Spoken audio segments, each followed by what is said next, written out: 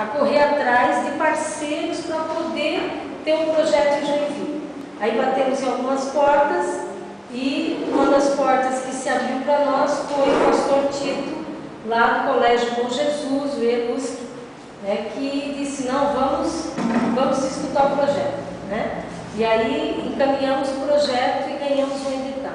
E para nossa felicidade, a Fundamas, né, da Prefeitura de Joinville, também se interessou pelo projeto, também encaminhou o projeto e também ganhou o edital. Então Joinville vai ter 2 casas dessas, uma aqui e uma lá no Aventureiro, na rua Tuiuti, certo? Bom, o Fundamas é aqui, então era para ser aqui, a da Prefeitura. Só que como nós queríamos muito vir para esse lado da cidade, porque nós fizemos um levantamento de aonde que tinha o maior número de pessoas com índice, né, de desenvolvimento, aquilo que a gente chama IDH, né, Índice de Desenvolvimento Humano, mais baixo.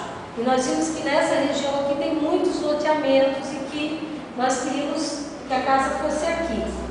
Bom, como nós já tínhamos, para poder disputar o edital, a gente tinha que ter um espaço já reservado, com contrato do aluguel ou uma casa cedida, né?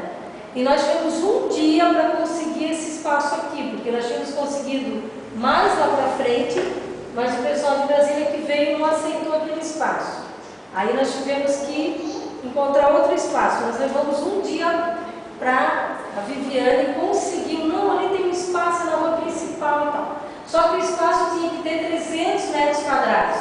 E não tinha 300 metros quadrados. Falei, bom, agora vamos perder o projeto.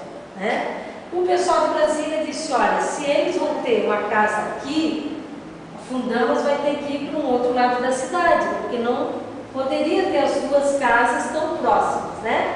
Aí a Fundamas conseguiu um espaço na